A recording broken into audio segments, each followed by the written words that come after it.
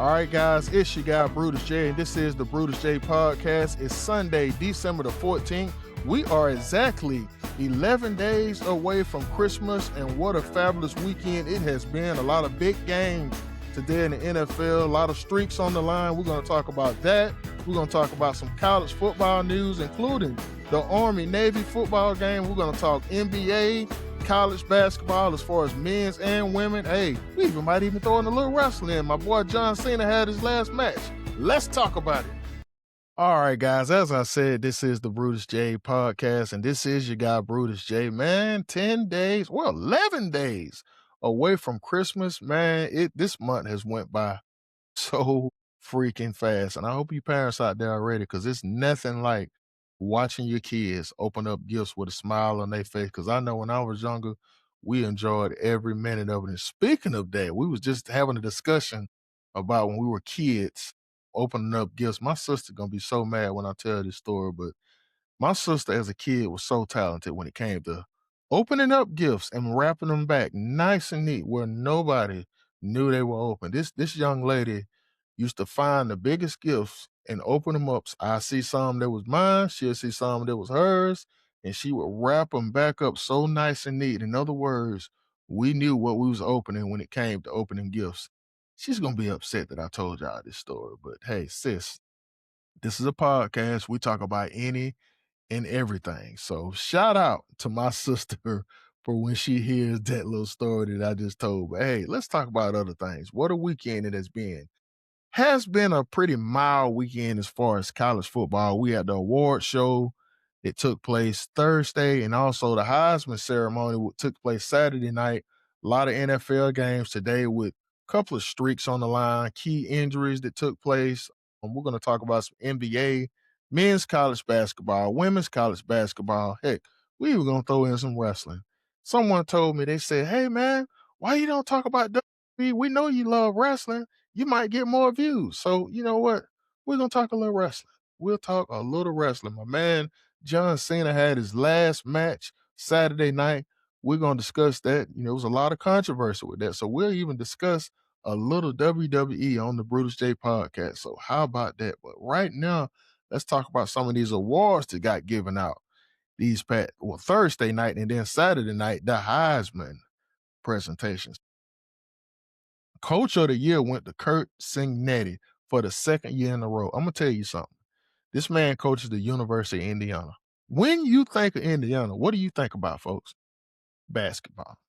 And for the past 2 years, everybody thought it was just going to last 1 year, but this is year 2, and Kirk Signetti still has Indiana right now at the top of college football, ranked number 1 overall, headed into the college football playoffs. That man deserves Coach of the Year for the second straight year. So shout out to Kirk Signetti. Congratulations on that award. Now, as far as the Maxwell Award, that went to Fernando Mendoza, who is the quarterback of the Indiana Hoosiers. A fantastic year for him as well. And the Doak Walker Award went to Jeremiah Love of Notre Dame. I have said it all year. Notre Dame loves to, guess what? Run, run, run, and run. And when I say that, that was all Jeremiah Love. All Jeremiah Love. Now, as far as the Outstanding Tight End Award, which is the John Mackey Award, that went to Eli Stowers of Vanderbilt. So shout out to him. And the Outstanding Receiver, the Fred Blitnikoff Award, went to Malachi Lemon of USC. Now, it was a bit controversial that Mr. Jeremiah Smith of Ohio State was not happy about that award, but it was well-deserved because Malachi Lemon had an outstanding year. Jeremiah Love may be more talented and probably will have the higher ceiling, but Malachi Lemon definitely deserved that award. Now, Heisman Award, which took place Saturday. Final contenders for that was Fernando Mendoza, Diego Pavia, Jeremiah Love, and Fernando Mendoza took place the Heisman. So congratulations to him. He was the first ever Indiana Hoosier to win that award. So there were other awards that were given out, but there's no way we're going to go down that long list of. You interested in looking at all that, you're welcome to go to ESPN.com and check all of that out. But not on the Bruce J Show, not today we won't do that. As far as accolades, like, well, news that's going on, there's been a lot of speculation about Alabama's coach going to Michigan. First, it was Penn State. Now it's Michigan. Well, for the second time, he's had to address this situation. He came out and said he has no interest in other job openings, including Michigan. So those who were saying, hey, I ain't gonna lie, include myself, I said the same thing, but coaches do lie. Coaches do lie. Kalen DeBoer said he has no interest in other job openings. So Michigan, that means you can step elsewhere. However, there has been news of them trying to go after Clark Leah Vanderbilt, Dillingham from Arizona State, and PJ Fleck from Minnesota. I have no idea where in the world that interest come from as far as PJ Fleck with Minnesota, because I just don't see it. I don't see. I mean, don't get me wrong. He sounds like somebody in Michigan would go out. Michigan, for some reason, they love. I feel like they still living back in the 90s when it comes to football. You know, running the ball, pass every now and then. You know, maybe PJ Fleck do fit them because that's definitely what he do at Minnesota. But we shall see. I do know their quarterback. It's a lot of speculation about him going to that transfer portal, but we shall see, because since their coach got terminated, for those who don't know, there's a 15-day window between the time he got terminated. 15 days after that, there are players who have the option to transfer. That's like an NCAA rule. No word yet, but it's a lot of speculation that he might go to LSU, so we shall see. All right. Navy defeated Army on a 4th and goal TD. That was a good game. Every year, that's a very special game that, the nation loves to watch. It's always the last, well, not the last Saturday, but the after the regular, most of the football games are done in the regular season. That very next week, it's like the game to watch, the only game to watch, other than some of these D2 and D3 playoff games that start. But yes, also other news, I mentioned Kenny Dillingham from Arizona State, that Michigan was looking at him. His agent has came out and said that they're actually looking to explore a new contract with Arizona State. That's his alma mater. He wants to stay there. I mean, but it's all about the money at the end of the day. If they're going to pay him, he's going to stay. If they don't, hey, I wouldn't doubt if he left. I would not doubt if he left. College football playoffs start this weekend, for those who don't know. Friday night, you're going to have Alabama at Oklahoma. Saturday, you're going to have Miami at Texas A&M, and Tulane at Ole Miss, and James Madison at Oregon. So those games will take place Friday and Saturday. And we all know the winners of those games are going to be playing against Ohio State, Texas Tech, Indiana, and Georgia. All right, let's talk some NFL. It's been a lot going on in the NFL today. A lot of key injuries, too. All right, let's start off with Buffalo Bills, who went against the Patriots, who had a 10-game winning streak on the line. Actually, they were going for 11 straight. Buffalo defeated the Patriots by a score of 35-31 to end that streak. Buffalo goes away with this game at 10-4, and the Patriots move to 11-3. There was a lot of people saying that, Buffalo was going to win this game. Josh Allen was 19-28, 193 yards, 3 touchdowns, sacked 2 times for 12 yards. The star of this game, in my opinion, was James Cook III. 22 carries, 107 yards, and 2 touchdowns. Drake May was 14-23, 155 yards, 0 touchdowns, 1 interception, and he was sacked 3 times. Ravion Henderson, 14 carries, 148 yards, and 2 touchdowns. So, not bad. I mean, as a team, the Patriots rushed for 246 yards. I hate to say this, but the production wasn't there in the passing game. So, that was the difference. In my opinion, that was the difference. Ravens blanked the Cincinnati Bengals at home. I don't know what's going on. We all knew Cincinnati wasn't going to go to the playoffs this year. We knew they won. I, for one, believe Joe Burrow should have stayed out. He hasn't been playing bad since he's been back, but the comment he made after this game kind of made me, shake my head a little bit. He made a comment and said he's not having fun anymore. Whatever that means. Future-wise, I can see Cincinnati possibly coming up with a package deal to send him elsewhere, because it sounds like he ain't happy. That's what it sounds like to me. The problem to me is they spent way too much money on that offense and just ignored the defense. That's wise. Lamar Jackson, 8 of 12, 150 yards, 2 touchdowns, and an interception. Derrick Henry, 11 carries, 100 yards. Baltimore combined for a total of 189 yards rushing. Joe Burrow, 25 of 39, 225 yards, no touchdowns, 2 interceptions, and he was sacked 3 times for 27 yards. So Cincinnati shut out at home by the Baltimore Ravens. Jaguars all over the Jets by the score of 48-20. The Jags have been looking pretty good. They improved to 10-4.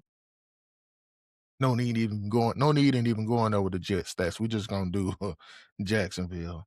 Trevor Lawrence, 20 of 32, 330 yards, 5 touchdown passes. How about that? 5 touchdown passes.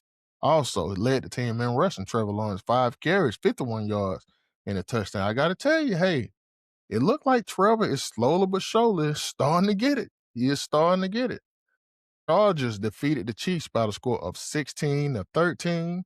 Low scoring game. Justin Herbert, 19 for 29, 210 yards, 1 touchdown, 1 interception. Now, the big news of the game, Patrick Mahomes was 16 to 28, 189 yards, 0 touchdowns, and 1 interception. But sadly, he went out the field limping, well, actually helped off the field limping, and he tore his ACL. So we knew it was a possibility the Chiefs would not go to the playoffs. You can go ahead and put a nail in that. The Chiefs are done. Patrick Mahomes is out for the season. Hopes he get a speedy. Cardinals lose to the Houston Texans by the score of 40-20. Houston improves to 9-5. The Cardinals go to 3-11. Jacoby Brissett, 27 of 40, 249 yards, 3 touchdowns, 1 interception. CJ Stroud, who has been balling as of late, 22 of 29, 260 yards, 3 touchdowns, sacked 1 time for 4 yards. Hard Jordan, 15 carries, 101 yards. Houston combined for a total of 143 yards rushing. All right, the Browns and the Bears. The Bears all over the Browns by the score of 31-3. The Bears improve to 10-4. The Browns go to 3-11. Now, as far as the stats, Doyle Sanders, 18 of 35, 177 yards, and 3 touchdowns, and he was sacked 5 times for 35 yards. Also had 2 carries for 24 yards. Running game was a non-factor in this game. The Browns ran for a total of 50 yards. Junkins, just 12 carries on 21 yards. So not a lot going on. This is probably his worst game as a starter, but, he's going to start the rest of the year, so hopefully he will get better. But the Browns did not have it tonight. Commanders defeated the Giants by the score of 29-21. Marcus Mariota was 10 for 19, 211 yards, and 1 touchdown. Corey Merritt, 18 carries for 96 yards. Washington combined for a total of 145 yards rushing.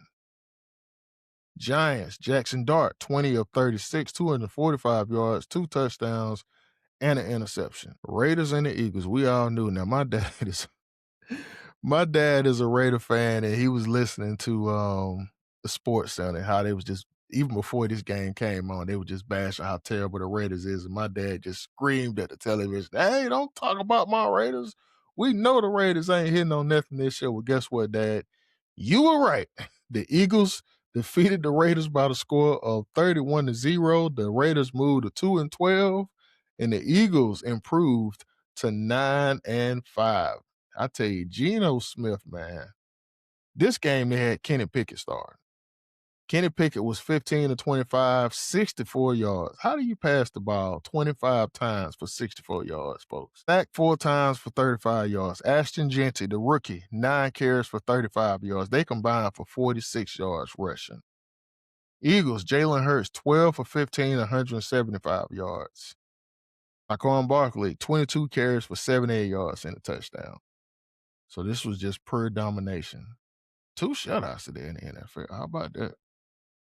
Now, the Colts were on the road against the Seahawks with the grandpa Phillip Rivers.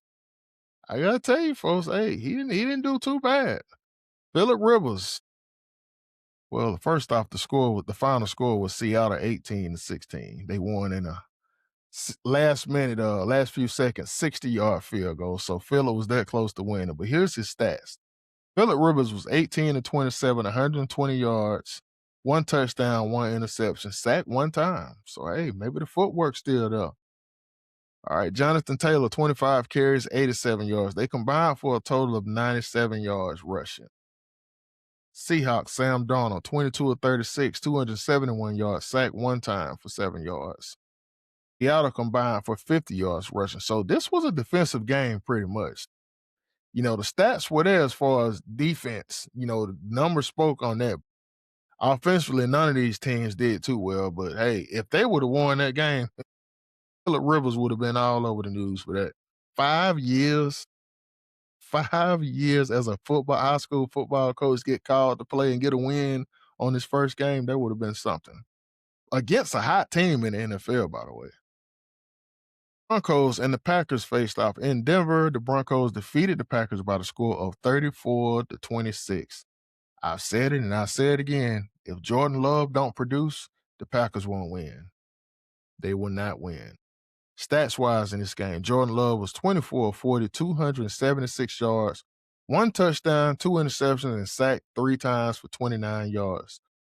Josh Jacobs, 12 carries for 73 yards. The Packers combined for a total of 115 yards rushing. Broncos, Bo Nix, man, Bo Nix is balling.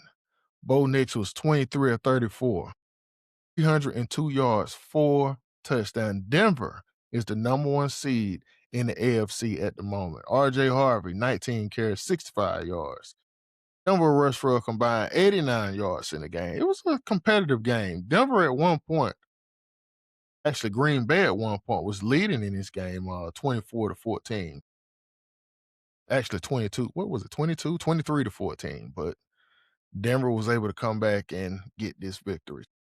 Big win for the Broncos. By the way, Michael Parsons also was injured in this game for a side note. 49ers defeated the Titans by the score of 37-24. I felt like the 49ers should have did a better job in this game. They gave up too many points for me against Tennessee. But the rookie is getting a little better. Cam Ward was 18-29, 170 yards, 2 touchdowns, wasn't even sacked. Tony Pollard, 14 carries for 104 yards. As far as the 49ers, Brock Purdy was 23 of 30, 295 yards, 3 touchdowns. So that's a pretty good game for Purdy. McCaffrey, 22 carries, 73 yards, and a touchdown. 49ers combined for a total of 138 yards rushing. All right, the Panthers were on the road against the Saints. The Saints defeat the Panthers by the score of 20-17. All right, Saints, I hear you. They done won 2 out of their last 3. This is a game that the Panthers definitely needed. They go to 7-7 now. New Orleans Saints improved to 4-10. As far as the stats in this game, Bryce Young was 15-24, 163 yards and 1 touchdown, sacked once. Rico Dotto, 16 carries, 49 yards. They combined for 127 yards total in the game. The Saints, Tyler Shaw, 24-32, 272 yards and 1 touchdown. He was sacked 5 times for 16 yards. But shout out to the Saints, big win. I figured the Saints were going to try to lose some games anyway to try to, you can do a little tanking to try to get some picks in now. I mean, Tyler Shaw playing better, but you would think the Saints would try to, stock up or lose some to try to get a quarterback, but obviously that's not happening. All right, the Rams defeated the Detroit Lions by the score of 41-34. The Rams go to 11-3, and Detroit moves to 8-6. It's a point year for the Lions. I thought this was going to be the year that Dan Campbell in Detroit was going to get over the hump, but obviously not the case. They started off in this game. It was a lot of offense. Detroit was hot. Jared Goff was 25 of 41, 338 yards, 3 touchdowns. Sacked once. I mean, that's a legit game. Jamal Gibbs, 13 carries, 38 yards. That's the problem. Detroit rushed for 70 yards. Jamal Gibbs, 13 carries for 38 yards. David Montgomery, 7 carries for 32 yards. Mon St. Brown, 13 receptions for 164 yards, 2 touchdowns. Jameis Williams, 7 catches, 134 yards, and a touchdown. So Goff balled out, but completely no running game. No running game. Matthew Stafford, 24-38, 368 yards, 2 touchdowns, and 1 interception. He didn't do too well in that first half, but Matthew Stafford came and balled in that second half. Kyron Williams, 15 carries, 78 yards, and 2 touchdowns. Blake Corum, 11 carries, 71 yards, and a touchdown. So they combined for 159 yards rushing in this game. So looks like the Rams were more balanced, to me anyway. Monday night, you have the Miami Dolphins on the road against the Pittsburgh Steelers. Well, I'm expecting the Steelers to win this game. They need to win it. They trying to go to the playoffs. Yep, they definitely need it. All right, let's get into some NBA. Wasn't that many games on this weekend that was intriguing as far as the NBA anyway. We're gonna start off with Friday night's game. Bulls defeated the Hornets 129-126. The Pistons all over my Atlanta Hawks 142-115. The 76ers defeated the Pacers 115-105. The Cavaliers defeated the Wizards 130-126. The Jazz defeated the Grizzlies 130-126. The Mavericks defeated the Nets 119-111. The Timberwolves not all over. This is a close one, actually. Timberwolves defeat the Warriors 127-120. Saturday night games, you just had the Knicks defeat the Magic 132-120. And the Spurs handed the Thunder their second loss of the year, 111-109. How about that? Hey, Spurs are one of my picks. Come out the West. That's a big win for Wemby and the Spurs. Sunday slate as of today, the Kings are trailing the Timberwolves 107-98 with 3:13 left in the fourth. The Pelicans are leading the Bulls 104-91 with 3:26 left in the fourth. The Lakers and the Suns are at halftime. The Suns lead 62-61. The Warriors and the Trailblazers just tipped off. That score is 6-6. The Wizards defeated the Pacers 108-89. The Hornets defeated the Cavaliers 119-111. And the Hawks defeated the 76ers by the score of 120-117. And the Nets defeated the Bucks 127-82. As far as the stats, been a minute since I uploaded these stats. Y'all know I love some stats in NBA stat lines. Nothing's changed pretty much. Doncic, 35 points a game, leading the NBA in points per game. Jokic, still the same, 10.9 assists a game. Stephon Curry, still leading the league in 3 points, 4.8 a game. Jokic still leading in rebounds, 12.3 a game. And Huff from Indiana is still leading in blocks, 2.5 a game. And Wallace from OKC is still leading the league in steals at 2.3 a game. All right, let's get into some of these men's basketball games. And we're going to start off with Saturday night. You know why? Because I was in the house at the North Carolina game. North Carolina defeated South Carolina Upstate 80-62. Folks, I got to tell you, South Carolina Upstate is a school out of Spartanburg, South Carolina, and they showed up and they played good. This score, 80-62, is not how this game went. They were very competitive all the way up to probably like 10 minutes to go in the second half when North Carolina started to pull away, but they showed up and they played very, very well. Shout out to the Tar Heels, though. Caleb Wilson is a dog. North Carolina has a lot of length on that front line, so I'm looking forward to the Tar Heels going very deep in the tournament this year. Michigan State defeated Penn State 76-72. Arkansas defeated Texas Tech 93-86. St. John's defeated Iona 91-4. Purdue defeated Marquette 79-59. Florida defeated George Washington 80-70. Houston defeated New Orleans 99-57. I gotta tell you, every year Houston, it's like they got a habit of making sure teams don't score no more than 50+ points. I mean, they have a defense every single year. Louisville defeated Memphis 99-73. Nebraska defeated Illinois 83-80. Auburn defeated Chattanooga 92-78.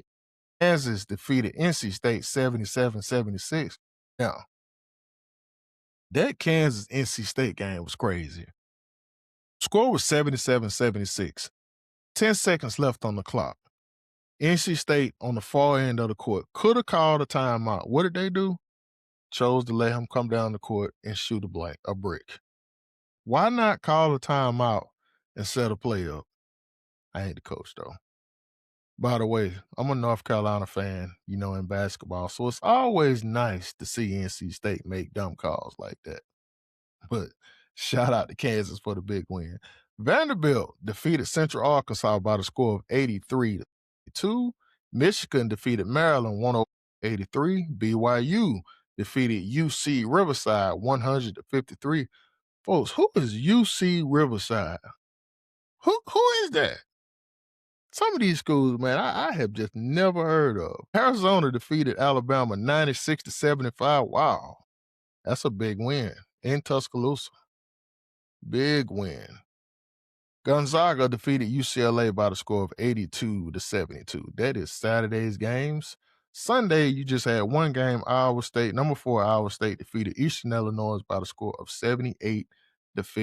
All right, let's talk about these girls. I got to catch me a women's basketball game. I just got to. All right, we're going to start off with Friday night slate. For the Southern defeated Coastal Georgia 136-74. Southern defeated Southern New Orleans 84-34. Alabama State defeated South Carolina State 59-53. Texas Tech defeated Washington State 82-51. All right, Saturday night's game. LSU all over Louisiana Tech 87-61. Can't believe they didn't score 100, but hey, the Tigers are still balling. Michigan all over Akron 85-59. Ole Miss defeated Wofford 86-52. Iowa defeated Lindenwood 102-68, and Washington defeated Green Bay 79-74. Oklahoma defeated Oklahoma State 92-70. All over USC 79-51.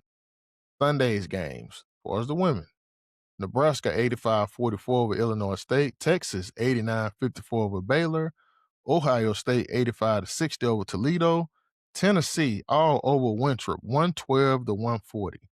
Kentucky over Belmont 77-69. Ole Miss over South Carolina State 91-32.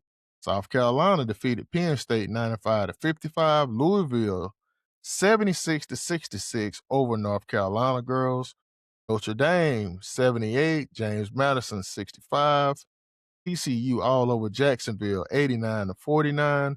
Michigan State 90, DePaul 46. Iowa State all over Northern Iowa 81-53. And that concludes the women. So that wraps it up. Now, let's talk about some wrestling. So let me tell y'all something. Growing up, first off, I'm an 80s baby. I would say the late 80s and all of the 90s and some of the 2000s. When I say some of the 2000s, let's say probably from 2000, at the end of the Attitude Era in wrestling. So probably from around I stopped watching wrestling around 2004, 2005. And I would watch it, a little bit spread out between then and now. So growing up, it was all about Hulk Hogan, babyface. For those who don't understand, a babyface is the good wrestlers, the one who the kids love, always dapping, going through the crowd, giving fives and stuff. Those are the babyface wrestlers. The heels are considered bad guys who fans don't like. But, growing up, I was a babyface fan. I like babyface. Hulk Hogan, King, all that. Now, I also like NWO. NWO was a heel. Four Horsemen, all of that stuff. Stone Cold was a good guy, but he was kind of in between. You just loved him. John Cena. Let's talk about John Cena.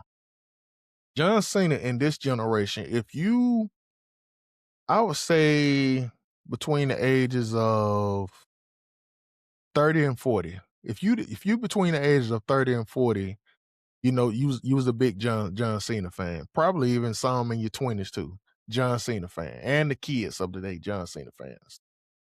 John Cena came in wrestling around like 2000, I want to say like 2002, 2003.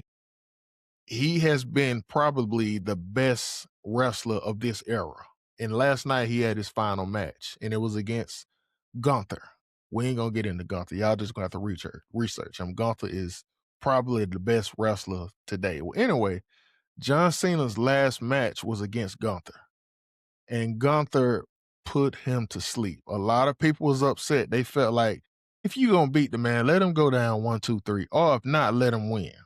Well, Gunther had him in a sleeper hold and he tapped out. And when I tell you that crowd was upset, they were upset. They wasn't having it. But at the end of the day, if you look back at the history of wrestling, it happened to Andre the Giant.